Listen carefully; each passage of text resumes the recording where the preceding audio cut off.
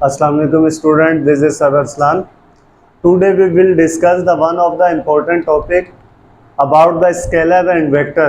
आज हम देखेंगे कि स्केलर क्वांटिटीज़ किसे कहते हैं और फिर देखेंगे कि वेक्टर क्वांटिटीज़ किसे कहा जाता है और ये कहाँ यूज़ होती हैं और इसकी कुछ टाइप को भी आज डिस्कस करेंगे। तो सबसे पहले आप लोगों को पता होना चाहिए क्वांटिटी के बारे में। क्वांटिटी टू टाइप्स की होती हैं। आपके पास एक होती है फिजिकल क्वांटिटी और सेकंड जो होती है उसे कहा जाता है non physical quantity. Physical quantity and non physical quantity. Physical quantities वो क्वांटिटीज़ होती हैं जिनको मेजरमेंट किया जा सके, जैसे 8 kg, 5 मीटर, 3 मीटर। जब जिस ऐसी तमाम क्वांटिटी जिनको मेजरमेंट किया जा रहा होगा वो आपके पास कहलाएंगी फिजिकल क्वांटिटीज़, और ऐसी तमाम क्वांटिटीज़ जिनको मेजरमेंट ना किया जा रहा हो उसे कहा जाता है नॉन फिजिकल क्वांटिटी। जैसे जाते जाते चोट लग जाती है, कितने न्यूटन की फोर्स लगी, कितना आपको जो है ना चोट लगी उसको नहीं बताया जा सकता। गुस्सा आ रहा है किसी को वो बताया नहीं जा सकता। इट मीन्स इमोशंस को नहीं बताया जा सकता, वो कहलाती है नॉन फिजिकल क्वांटिटीज़। फिर फिजिकल क्वांटिटीज़ का में हमारे पास दो क्वांटिटीज़ आती हैं, स्केलर क्वांटिटीज़ और वेक्टर क्वांटिटीज़। एक और क्वांटिटी होती है जिसे कहा जाता है टेंसर क्वांटिटी। अब स्केलर क्वांटिटीज़ वो क्वांटिटीज़ होती हैं जिनको डिस्क्राइब करने के लिए मैग्नीट्यूड यूनिट हमें रिक्वायर्ड हो या अलजेब्रिक एडिशन की मदद से हम जिनको डिस्क्राइब कर सकते हो वो आपके पास कहलाती है स्केलर क्वांटिटीज़। और वो तमाम क्वांटिटी जिनको मैग्नीट्यूड यूनिट के साथ साथ डायरेक्शन की ज़रूरत हो वो आपके पास कहलाती हैं वेक्टर क्वांटिटीज़। जो सिंपल इसकी डेफिनेशन से हमें पता चलता है। इसके साथ साथ आपको याद रखना है जो स्केलर क्वांटिटीज़ होती हैं उनको सिंपल अलजेब्रिक एडिशन के मुताबिक ऐड किया जा सकता है, जैसे 2 + 3 वी नो डेट 5। लेकिन जो वेक्टर क्वांटिटीज़ होती हैं उनको हेड टू टेल रूल की मदद से एडिशन की जा सकती है, उनकी सिंपल अलजेब्रिक एडिशन नहीं की जा सकती। तो स्केलर क्वांटिटीज़, वेक्टर क्वांटिटीज़ और एक होती है हमारे पास टेंसर क्वांटिटी।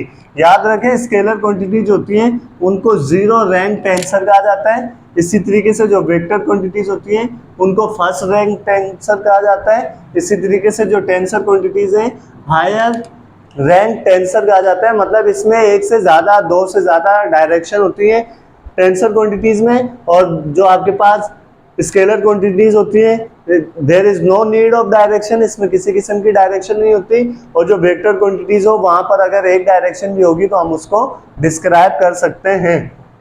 उसके बाद एग्जाम्पल के तौर पर लिखा है कि करंट और सरफेस एरिया स्केलर क्वांटिटीज़ है या वेक्टर क्वांटिटीज़ है। बहुत ज़्यादा स्टूडेंट इसकी मिस्टेक कर रहे होते हैं, करंट को वेक्टर क्वांटिटी लगाया जा रहा होता है, लेकिन याद रखना आपने कि करंट जो है वो स्केलर क्वांटिटीज़ है। क्यों कि हम इसकी जब एडिशन करते हैं वो सिंपल अलजेब्रिक एडिशन के मुताबिक हो रही होती है, मतलब स्केलर के मुताबिक हो रही होती है। जैसे एक वायर में से 3 एम्पियर का करंट पास हो रहा है, सेकेंड वायर है उसमें से 5 एम्पियर का करंट पास हो रहा है, तो हम इसकी एडिशन करके हम सिंपल बता सकते हैं कि करंट कितना फ्लो कर रहा है 8 एम्पियर का। इसकी सिंपल अलजेब्रिक एडिशन के मुताबिक की जा सकती है, इसीलिए हम इसको कहते हैं कि ये स्केलर क्वांटिटी है। इसी तरह सरफेस एरिया समझते हैं और उसको तमाम स्टूडेंट स्केलर क्वांटिटी पे लगाते हैं, लेकिन जो सरफेस एरिया की बात कर रहे हैं सरफेस आ जाएगी, सरफेस की कोई ना कोई एक प्लेन के परपेंडिकुलर डायरेक्शन होती है, इसी वजह से जो सरफेस एरिया होगा उसको वेक्टर क्वांटिटी लिया जाता है। अब वेक्टर को डिस्क्राइब करने के लिए मैग्नीट्यूड प्लस डायरेक्शन चाहिए। वेक्टर को इस तरीके से ए वेक्टर से रिप्रेजेंट किया जाता है। मैग्नीट्यूड का मतलब ए मोड भी लगाया जा सकता है और सिंपल ए भी लिखा जा सकता है। और ये आगे जो ए केप नज़र आ रही है ये आपके पास यूनिट वेक्टर की आगे हम डिस्कस करेंगे कि ये यूनिट वेक्टर के शामिल है और उसके साथ साथ ये डायरेक्शन बता रहा होता है।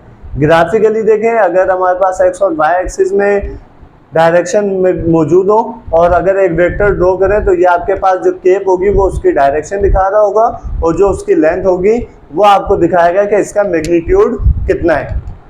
उसके बाद अगर यूनिट वेक्टर की बात करें, यूनिट का मतलब है उसका जो मैग्नीट्यूड होगा, यूनिट मतलब 1 मैग्नीट्यूड होगा और उसकी कोई भी डायरेक्शन हो सकती है। यूनिट वेक्टर को ए केप से डिनोट किया जा सकता है और ये बराबर होता है ए वेक्टर अपॉन ए मोड के बराबर होता है। इसी तरीके से इसकी कुछ एग्जांपल लिखी है। ए वेक्टर आपको गिवन है, ए केप मालूम करनी है, मतलब यूनिट वेक्टर मालूम करना है, तो ए वेक्टर अपॉन ए वेक्टर का मैग्नीट्यूड लिखा, ए वेक्टर सारे लिखे, इसका मैग्नीट्यूड यहाँ फाइंड करके यहाँ पुट किया, सॉल्व करके जब इसका मैग्नीट्यूड निकालेंगे तो यूनिट वेक्टर है, इट मीन्स उसका जो मैग्नीट्यूड आना चाहिए वो 1 आना चाहिए। फिर इसी तरीके से अगर यूनिट नॉर्मल वेक्टर की बात करें तो वो आपके पास एन केप या यू केप से डिनोट कराया जा सकता है। फिर अगर बात करें पोजीशन वेक्टर की, तो पोजीशन वेक्टर को लोकेशन वेक्टर भी कहा जा सकता है, एड्रेस वेक्टर भी कहा जा सकता है, पॉइंट वेक्टर भी कहा जा सकता है, लेकिन सारे के सारे विद रिस्पेक्ट टू ओरिजिन होंगी, मतलब उसकी कोई ना कोई एक पॉइंट होगी, वहां से अपनी लोकेशन को मेंशन किया जा रहा होगा। अब ये हमारे पास ए वेक्टर गिवन है, दूसरा वेक्टर गिवन है, हमें ए बी मालूम करना है। याद रखें ए बी मालूम करना होगा कभी भी तो आपने इसको हमेशा बी माइनस ए फाइंड आउट करना होगा। वो किस तरीके से, आपके पास ए वेक्टर और ये बी वेक्टर आ गया, अगर हम इसका रिजल्टेंट निकालें आर वेक्टर तो ये कैसे आएगा आपके पास आर, अगर हम इसको कहें कि ये रिजल्टेंट वेक्टर है आर ए वेक्टर और आर, इन दोनों को जमा करें आपके पास आर बी वेक्टर आ जाएगा। और अगर हमें आर वेक्टर निकालना हो प्लस का ए उधर जाके माइनस का आर हो जाएगा, इट मीन्स आर वेक्टर किसके बराबर आ जाएगा, R B minus R A. इसी की एग्जांपल सॉल्व की, आप इसके मुताबिक इसकी प्रैक्टिस कर सकते हैं। तो ये था हमारे पास आज स्केलर और वेक्टर क्वांटिटीज का एक बेसिक इंट्रोडक्शन, जिसमें हमने सीखा कि क्वांटिटीज किसे कहते हैं, physical quantities, non physical quantities किसे कहा जाता है, और उसकी कुछ एग्जांपल्स देखी।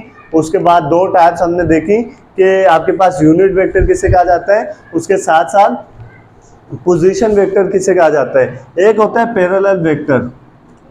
अब पैरेलल वेक्टर का क्या मतलब है, पैरेलल वेक्टर का मतलब है कि अगर एक वेक्टर इस डायरेक्शन में मूव कर रहे हैं दूसरा भी इसी डायरेक्शन में मूव कर रहा हो, बस उनकी डायरेक्शन आपके पास बिल्कुल लाइक पैरेलल में आ जाएगा, और एक होता है एंटी पैरेलल। अब ये अगर बिल्कुल आपके पास उसी डायरेक्शन में मूव कर रहे हैं भले मैग्नीट्यूड डिफरेंस है, तो ये आपके पास कहलाएगा पैरेलल वेक्टर। एक होता है anti parallel vector, anti parallel vector, उसमें एक वेक्टर इस डायरेक्शन में मूव कर रहा होता है, दूसरे की डायरेक्शन ये होती है, मैग्नीट्यूड को नहीं देखना बस डायरेक्शन देखनी है, उसकी अपोजिट होगी, तो ऐसे वेक्टर को कहा जाता है एंटी पैरेलल वेक्टर। एक होता है आपके पास नल वेक्टर या जीरो वेक्टर से लिया जाता है। नल वेक्टर या जीरो वेक्टर का मतलब ये है कि जब भी एक वेक्टर को उसके सेम वेक्टर से सबट्रैक्ट करवा दिया जाए then we get the null vector और जीरो वेक्टर। फॉर एग्जांपल के तौर पे ए वेक्टर आपके पास ये है और दूसरा भी आपके पास ए वेक्टर है लेकिन अपोजिट डायरेक्शन में,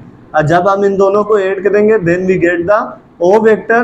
this O vector is known as the null vector और जीरो वेक्टर। इसी ओ वेक्टर को नल वेक्टर या जीरो वेक्टर कहा जा सकता है। तो आज की इस बेसिक वीडियो में हमने उसकी वेक्टर्स की कुछ टाइप डिस्कस की और स्केलर और वेक्टर क्वांटिटीज को हमने डिस्कस किया।